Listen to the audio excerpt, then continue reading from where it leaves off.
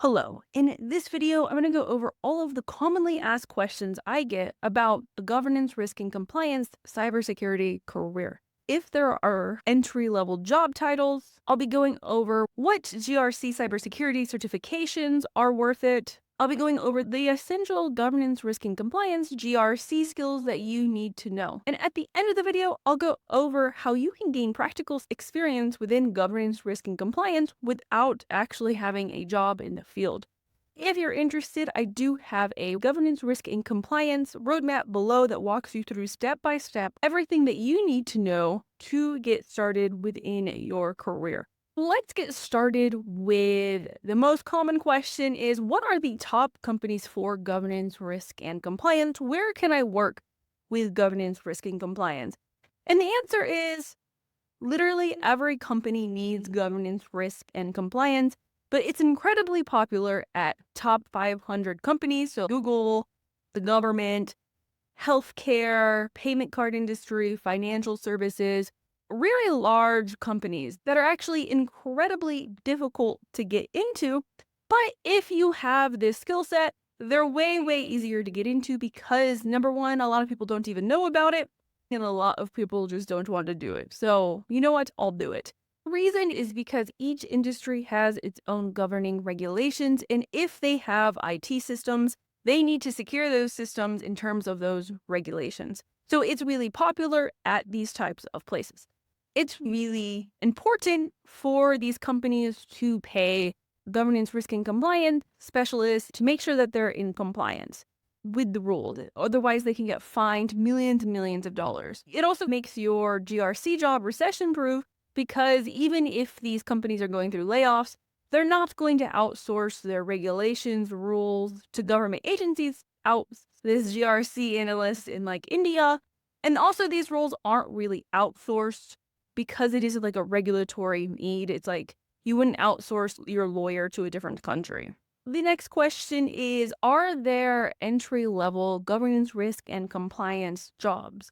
And if so, what are they? And the answer is yes, there are entry-level governance, risk, and compliance jobs. I wouldn't say there are that many GRC analyst jobs. And to get these, you're usually going to need to know, you didn't have to have a bachelor's degree, and then you're probably going to have some cybersecurity GRC certifications.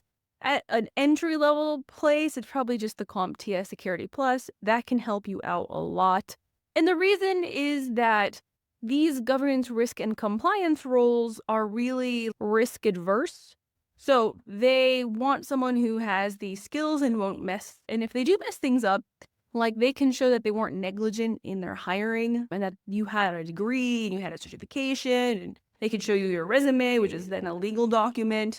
Now, if you're coming from a different field, if you already have a job and you're like a professional, say a nurse working in healthcare, and you want to go into like a governance, risk, and compliance, you have governance, risk, and compliance experience. You just don't realize it. I was talking to a nurse that I helped move into as an information security analyst, and her nursing background really helped her land that GRC role. So it's really just about, at that point, what skills you need to gain. So which certifications are most valued in cybersecurity GRC? So cybersecurity governance, risk, and compliance certifications, there are a handful of certifications that are worth it in the field, in my opinion.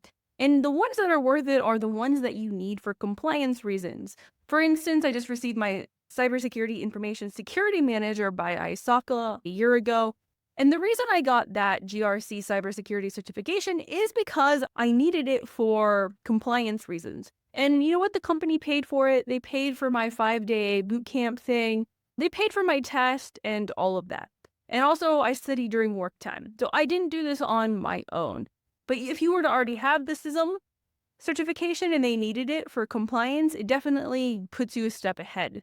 And for each industry, there are different GRC certifications that are useful. For instance, PCI DSS, there's a specific certification you need to get in order to work as a PCI DSS auditor. I know for the CISP, the ISC squared CISP is really needed, especially for government roles, but also for leadership roles. There's a lot of CISOs that don't actually have a cybersecurity degree, but they have the CISP.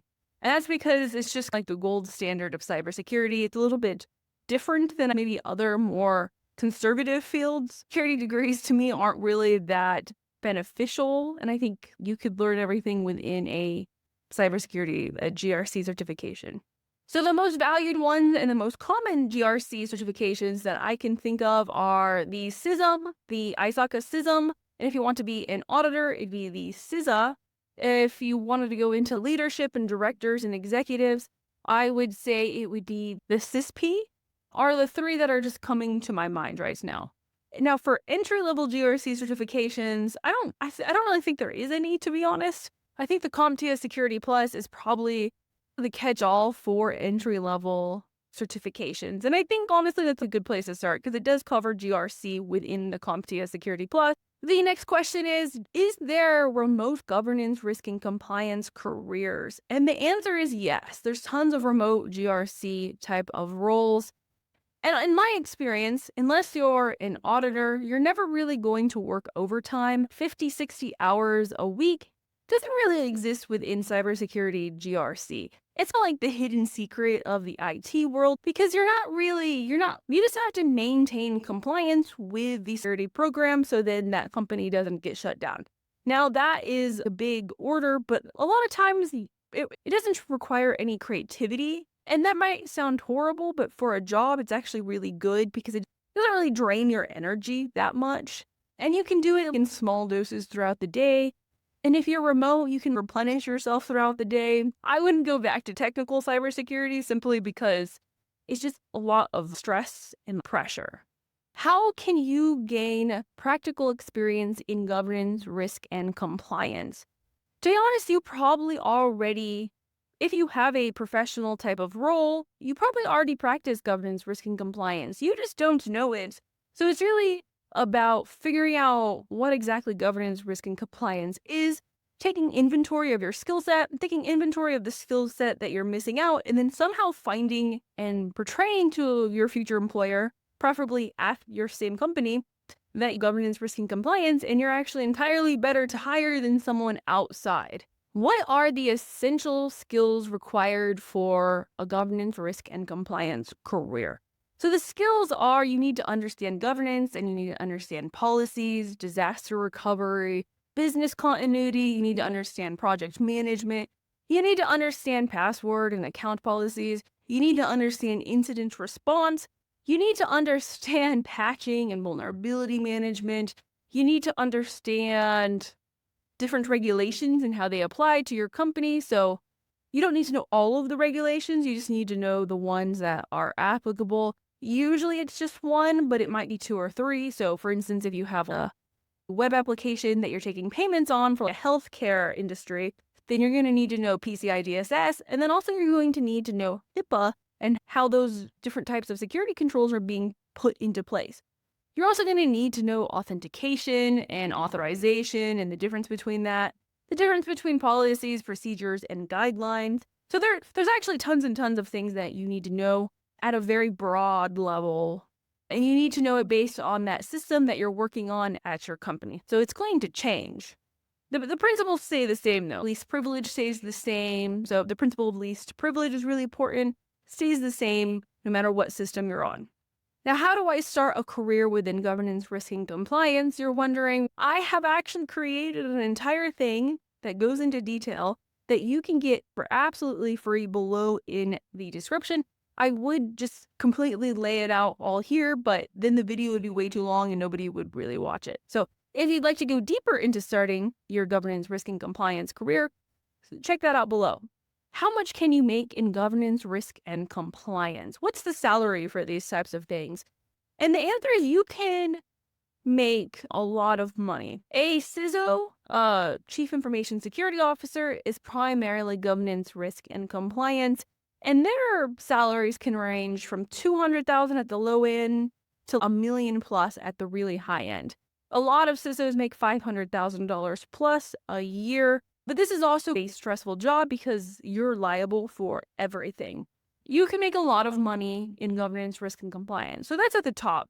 So in the middle, like as a cybersecurity manager, you're primarily dealing with governance, risk, and compliance. You can make $200 to $250. And then even at the lower levels, you can make 100 to 150 with just 2 to 3 years of experience. You can make that.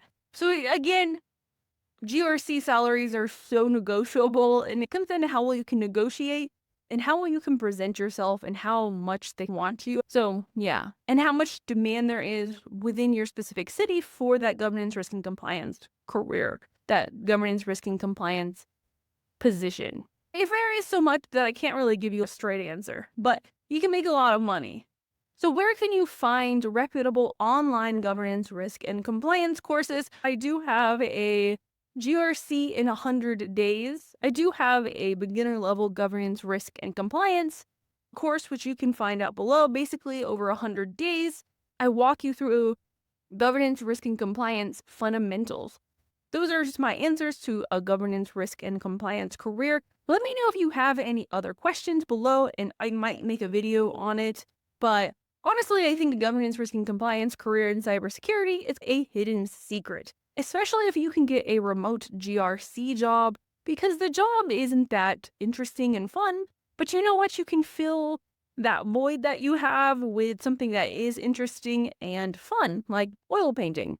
When I had technical GRC jobs, I was actually super stressed out and I couldn't do anything but that because they took all of my energy. It's just a boring, high-paying job, and you know what? I'm okay with that. Also, I do have other GRC governance videos right here if you want to check those out. I have a whole playlist on it, and I will see you in the next video. Bye.